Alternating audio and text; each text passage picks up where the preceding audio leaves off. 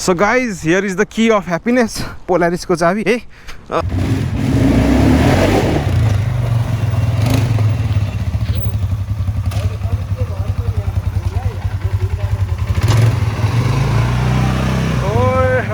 अफरोडमा डेजर्टहरुमा अनि यो खेतीपातीमा पनि युज हुन्छ कि पछाडी यसमा पछाडी हैन यता हाइड्रोलिक यता ट्रलीहरु जोड्न मिल्छ कि यतातिर. अनि अब यसको लाइसेन्सको कुरा गरौँ हैन, यो अब यो चलाउन कुन लाइसेन्स चाहिन्छ, बाइकको चाहिन्छ कि गाडीको चाहिन्छ भन्ने हुन्छ.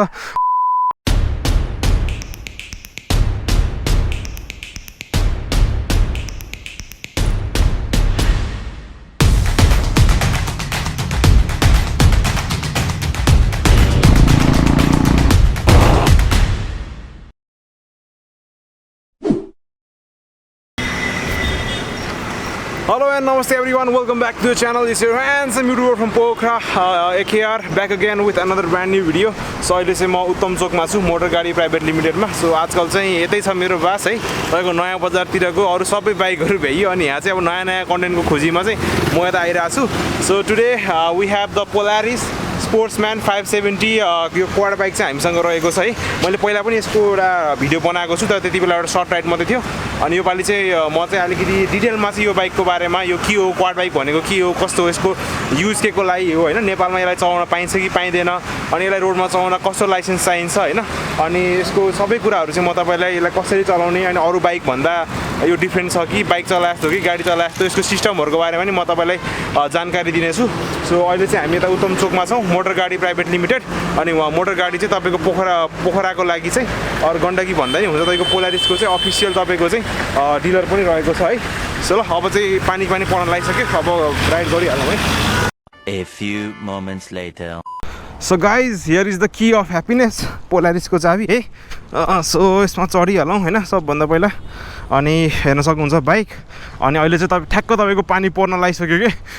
बल्ल टाइम निकाल्दा आको. अहिले पानी नपर्नेजेल चाहिँ गफ लाउँदै बसियो. अहिले बाइक चलाउने बेलामा चाहिँ पानी पर्यो के. बट अब केही छैन, म एउटा सर्ट राउन्ड मात्रै लिन्छु. अनि तपाईलाई यो राइड भन्दा पनि तपाईलाई चाहिँ अलिकति क्वाड बाइकको इन्फर्मेसन दिउ भन्ने हिसाबले मात्रै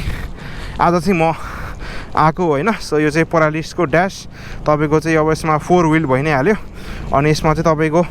यो चाहिँ तपाईको मेन हो, तपाईको लिभर है. यसबाट चाहिँ हामीले मोडहरु चेन्ज गर्न मिल्छ, ड्राइभ मोड, रिभर्स मोड हैन. यसको हाई र लो भन्ने हुन्छ. अनि दिस इज अ 4x4. तपाईले चाहिँ 4x4 पनि युज गर्न सक्नुहुन्छ, 4x2 पनि युज गर्न सक्नुहुन्छ है. अनि यो चाहिँ यसको एक्टिभेटर भइहाल्यो. तपाईको चाहिँ यो यस्तो बटन हुन्न कि, यसमा चाहिँ यस्तो धकाल्ने प्रेस गर्नेवाला हुन्छ. जति तपाईले प्रेस गर्नुभयो उति तपाईको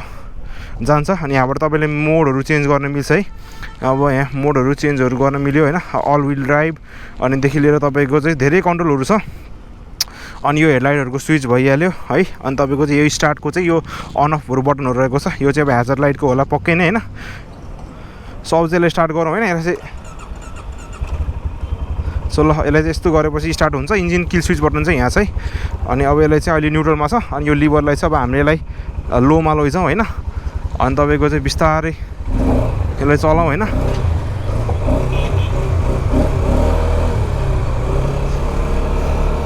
सो ल गाइस,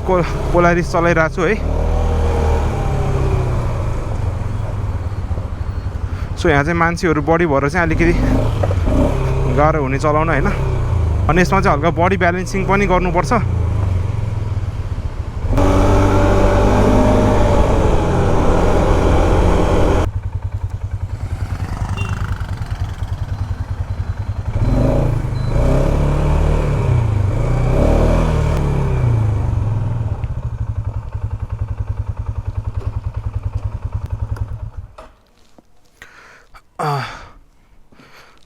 सो गाइज अब चाहिँ म तपाईलाई क्विकली बाइकको बारेमा भनिदिन्छु है.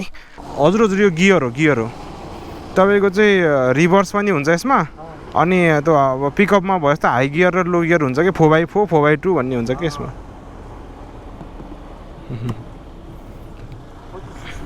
यो 570 सीसी को फर्की हजुर यो यहाँ हैन नि बाइक नै हो. यसको चाहिँ विदेशमा तपाईको यो अफरोडमा युज हुन्छ, अफरोडमा डेजर्टहरुमा. अनि यो खेतीपातीमा पनि युज हुन्छ कि यसले पछाडी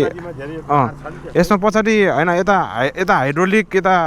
ट्रलीहरु जोड्न मिल्छ कि यतातिर ट्रोलीहरू जोड्न मिल्छ अनि त्यो मसिनहरू पनि त्यो खेत उस गर्ने हुन्छ नि त्यो जोड्न मिल्छ कि सबै यहाँ पछाडि 570 सीसीको यसको चाहिँ अहिले तपाईँको लगभग 20 लाख छ भनौँ 19,90,000 हजुर होइन यो पानी पर्दा चाहिँ हुन्न यसमा छत भएको नि पाइन्छ छत हाल्न नि मिल्छ छत भएको पनि पाइन्छ यस्तैमा यो चाहिँ सिङ्गल चलाउने बाइक जस्तो भयो यो त डबल नि मिल्छ तर डबल नि मिल्छ मजाले त जस अब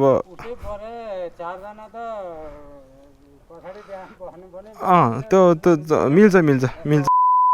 गाइज यसको चाहिँ अब अट्र्याक्सन नै तपाईँको कडा छ मान्छेहरूले अब रोकी सोध्नुहुन्छ के हो कसो होइन अनि आफूलाई नि जानकारी दिन मन लाग्छ so this is an ATV होइन तपाईँको चाहिँ अब एटिभी तपाईँको चाहिँ अब अल टरेन भेहिकल पनि भनिन्छ यसलाई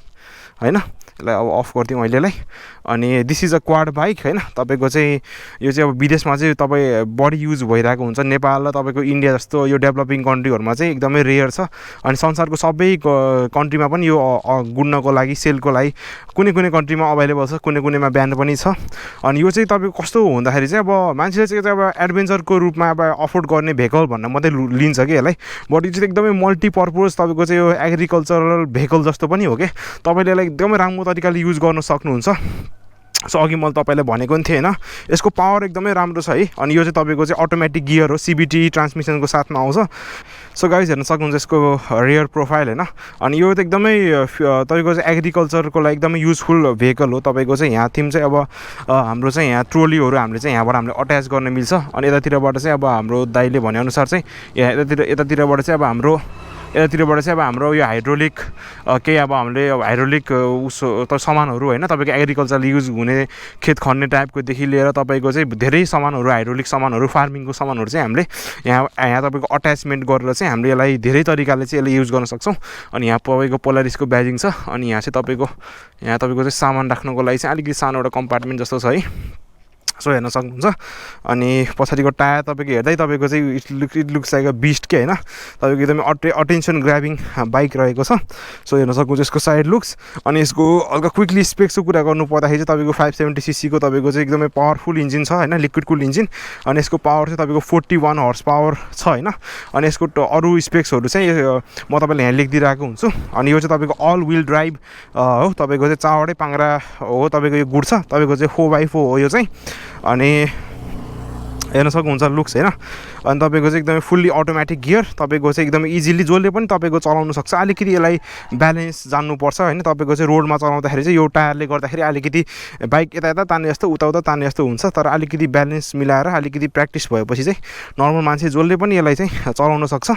अनि अब एटिभीको तपाईँको चाहिँ अब रिसेन्टली अब नेपालमा चाहिँ आएको त धेरै वर्ष भइसक्यो यो पोलारिस तर अहिले चाहिँ बल्ल तपाईँको हाइप आइरहेको छ अहिले चाहिँ तपाईँको धेरै होटलहरू रेसर्टहरूले तपाईँको चाहिँ एटिभी राइडहरू पनि गराइरहेको छ पैसा लिएर प्याकेज लिएर इभन हाम्रो पोखराको हाई ग्राउन्डले पनि तपाईँको चाहिँ अब चाइनिज एटिभीहरू लिएर आएर चाहिँ तपाईँको टुरिङहरू अफरोड ट्रेलहरू गरिरहेको छ है अनि यहाँ पोखरामा पनि 1-2वटा कम्पनीले चाहिँ तपाईँको पोलारिस किनेर पनि तपाईँको चाहिँ यो एटिभी टुरहरू अफरोड टुरिङहरू गरिरहेको छ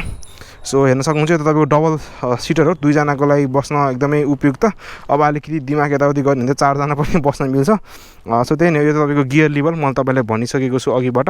अनि यो चाहिँ अगाडिको तपाईँको यो यसमा चाहिँ यो चाहिँ अब अगाडिको कम्पार्टमेन्ट यहाँ चाहिँ अब हामीले अलिकति केही सामानहरू हामीले राख्न पनि मिल्छ इट इज लाइक दिस है सो ल यसलाई मैले लक गरिदिएँ सो अब यसको प्राइसको कुरा गर्नु पर्दाखेरि चाहिँ पहिला यसको प्राइस चाहिँ फ्यु मन्थ ब्याक चाहिँ तपाईँको 18,50,000 समथिङ थियो अहिले चाहिँ तपाईँको यो प्राइस बढेर चाहिँ तपाईँको चाहिँ अब 19,90,000 अरू तपाईँको चाहिँ 20 लाख चान्सुन भन्दा पनि हुन्छ है अनि यो बाइकको सस्पेन्सन एकदमै राम्रो क्वालिटीको छ तपाईँको पोलारिस भनेको चाहिँ वर्ल्डकै तपाईँको टप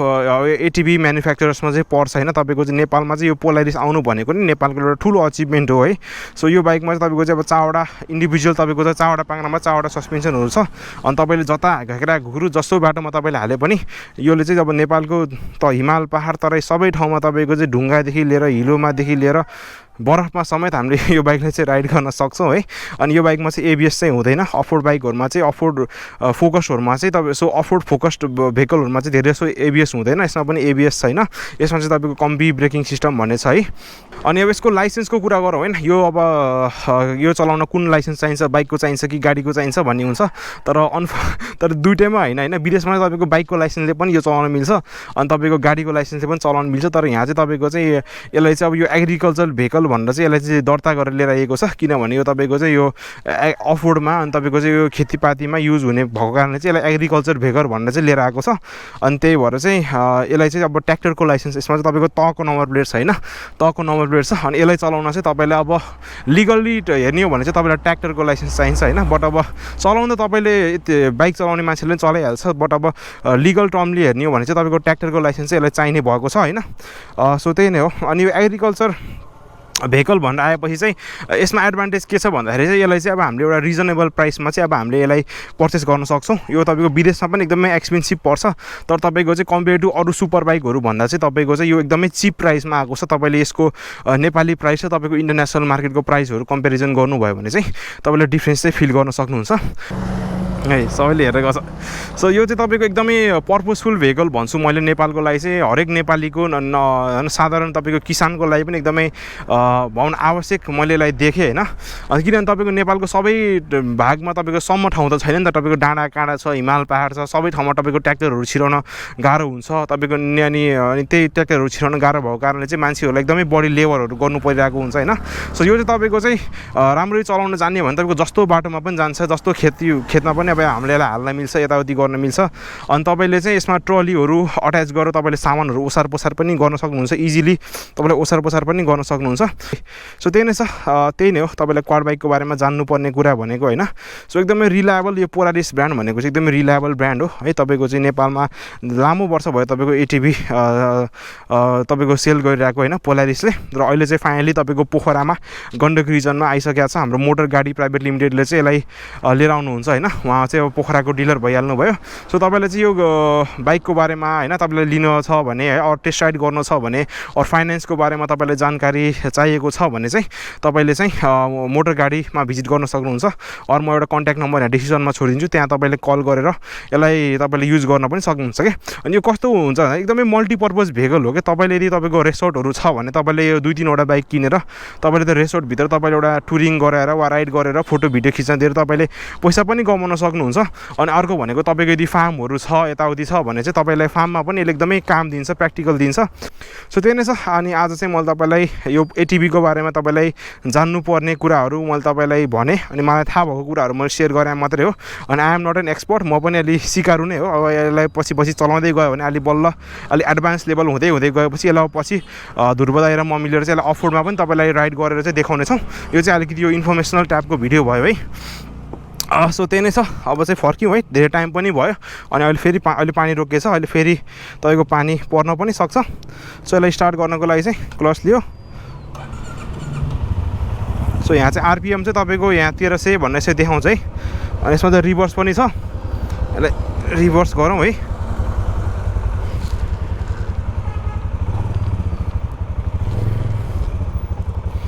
रिभर्स भयो है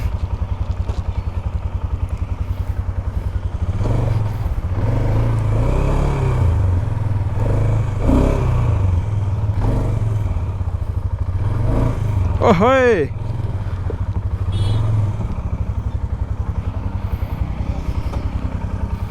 सो ल गाइस जाउँ है त